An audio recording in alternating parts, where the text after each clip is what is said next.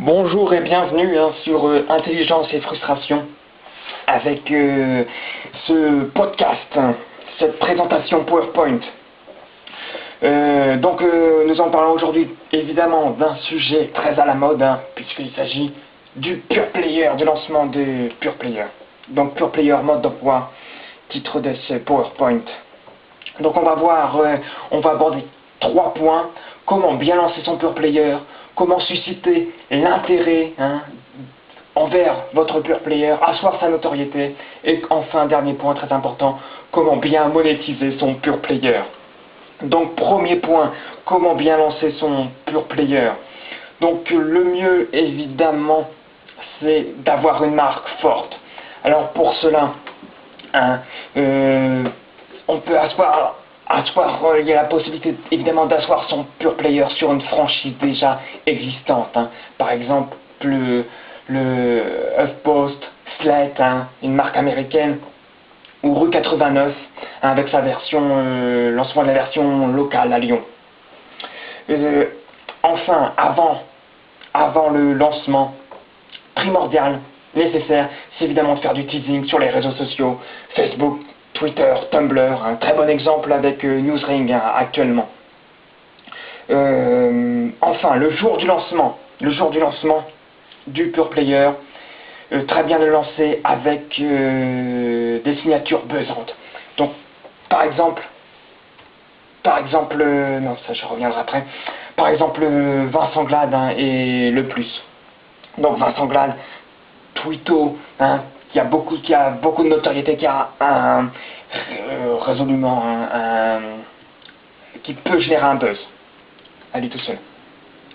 Donc évidemment l'idéal ce serait de se lancer avec un scoop.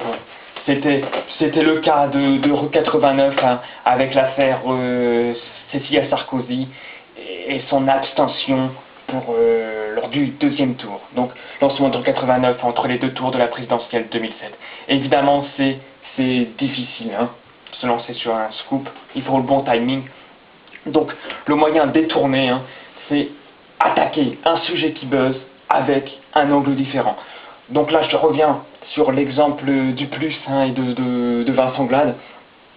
Donc lors de l'affaire DSK, au lieu de rapporter les faits, d'analyser les faits, maintes fois analysés sur d'autres sites, là l'angle de vue est complètement différent puisque l'article va traiter les faux profils Diallo, Madame Diallo qui se crée sur Facebook. Voilà. Donc deuxième grand point, deuxième partie, comment susciter l'intérêt et asseoir la notoriété de votre Pure Player. Donc comme je disais précédemment, ça marche pour le lancement mais ça marche aussi pour dans la continuité dans le temps. Il faut attaquer avec un angle différent, avoir une ligne éditoriale différente, proposer un concept différent. Pourquoi cette différence est nécessaire? Parce que vous ne pourrez pas rivaliser avec les médias qui sont déjà en place, avec des médias qui ont déjà des rédactions importantes, qui sont déjà sur d'autres médias, sur d'autres supports, comme le papier, la radio, voilà. Donc il vous faut innover. Donc par exemple, nouveau concept, Mediapart, des scoops, des enquêtes. Quel autre concept? Newsring, un site. Donc le prochain Pure Player à venir, lancé par Frédéric Tadei. Donc nouveau concept de Newsring, un site de débat sur l'actualité politique. Voilà. Autre moyen d'asseoir cette notoriété, c'est évidemment sortir un scoop. Encore une fois, c'est difficile, mais pourtant c'est le plus, le plus efficace. Donc Rue 89, comme je disais tout à l'heure, Atlantico, le premier média à avoir parlé de l'affaire DSK, Slate et Chatroulette, oui, ça fait beaucoup rire les spécialistes. Mais il y a un effet, l'article encore une fois de Vincent Glade sur Chatroulette a vraiment augmenté l'audience de Slate. Et en plus, c'est important parce que l'article était vraiment en adéquation avec la ligne éditoriale de Slate. C'est-à-dire un peu le côté technologie, un peu le côté décalé, et toujours un peu élitiste. Voilà. Donc là, je reprends encore l'exemple de Mediapart, je reviens dessus, avec cette affaire Bettencourt a créé un buzz énorme, si bien que au niveau des requêtes Google, le score était de 10 pour Mediapart, et par exemple pour iPad, qui était un buzz énorme, c'était 15. Donc on voit, dû à l'affaire Bettencourt-Verse, gros saut de notoriété, gros saut de buzz autour de Mediapart. Voilà, donc comme je disais tout à l'heure, oui, ça crée 1200 visiteurs uniques, ce que l'on peut rapprocher aux 1200 visiteurs uniques aussi qu'a réussi à générer bernardtapie.com, mais là c'était notamment grâce à un budget pub de 2 millions d'euros. Et donc là, pour Mediapart, c'était plus ou moins gratuit, on peut dire. Donc le scoop, évidemment très efficace pour asseoir la notoriété. Enfin, comment bien monétiser, dernière partie, comment bien monétiser son pure player.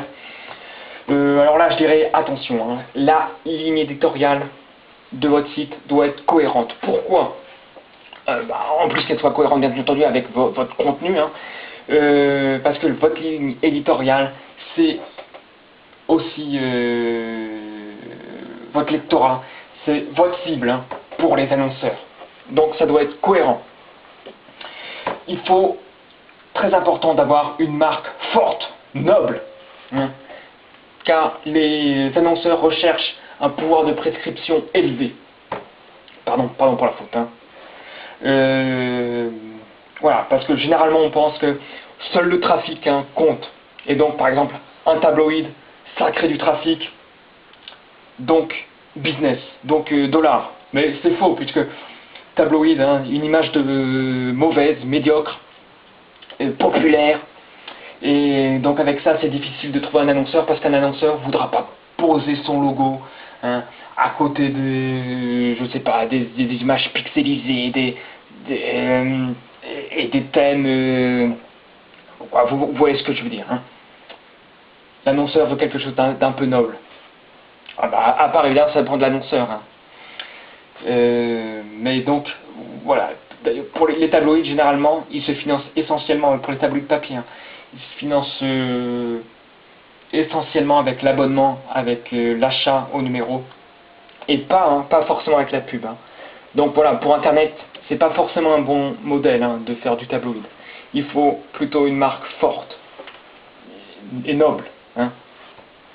Donc c'est pour ça, moi je dis attention, ne pas détruire son capital image pour 400 clics. C'est pourtant ce qu'on peut voir. Donc c'est pas un pure player, mais c'est ce qu'on peut voir un peu sur le site des Inrock. Les Inrock qui ont une image assez élitiste, assez forte de prescription. Et pourtant, pourquoi détruire son image avec des insolites un peu bidons. Voilà.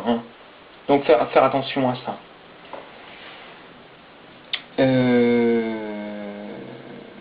Pub et design. Très important d'intégrer votre modèle économique en amont dès le design du site. Les pubs ne doivent pas tomber comme un cheveu dans la soupe. Ça doit être très bien intégré. Donc il faut voir ça dès la bêta, dès l'alpha, de la version alpha de votre site. Bien intégrer les pubs dans le design. Évidemment, il faut respecter des règles esthétiques simples. L'alignement, les couleurs. Ne pas négliger les liens commerciaux. Vous savez, les annonces Google, Ligatus, ça c'est environ 8 d'après. Sur 89 par exemple, c'est 8% du chiffre d'affaires. Ce n'est pas négligeable. Aussi, pourquoi embaucher un journaliste quand on doit embaucher un responsable pub? Enfin, par exemple de Re89, pendant très longtemps, en bas, le lien, en bas du site, donc il y avait un lien pour les annonceurs, et ça renvoyait seulement vers un site de tierce, le site de High Media, si je me rappelle bien, mais sans rien, sans aucune coordonnée complémentaire.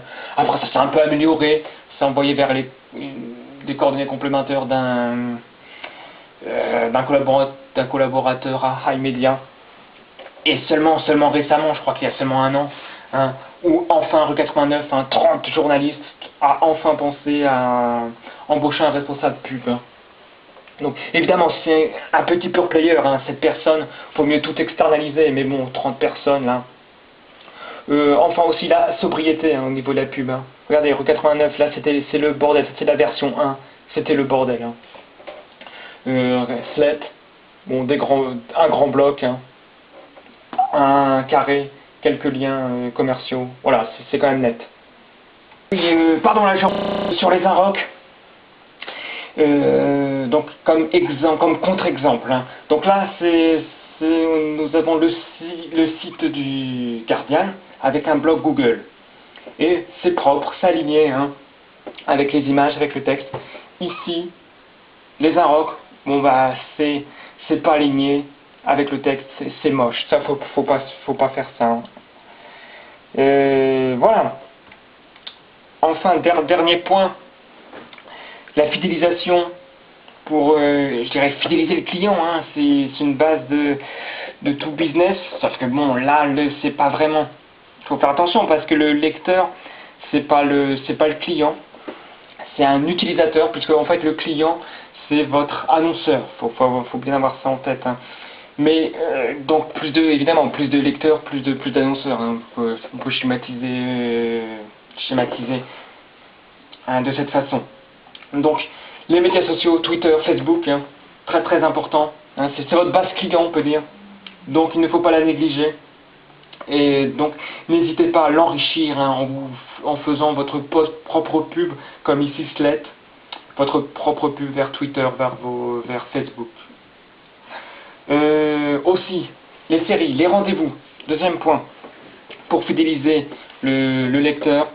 Là, le bon exemple, ce sont les Inrocks, avec leur rendez-vous hebdomadaire. Par exemple, la revue du web, par exemple les vidéos de la semaine, les 5 groupes à suivre. Voilà, d'après une étude, une analyse d'intelligence et frustration, ces articles spécifiques, hebdomadaires, ont une audience 40% supérieure aux articles normaux. Donc, les rendez-vous hebdomadaires, c'est efficace pour fidéliser. Voilà, donc c'est tout pour aujourd'hui. Donc rendez-vous sur Intelligence et Frustration. C'était Richard Romorin pour ce premier podcast. Merci. Podcast présentation PowerPoint. Merci.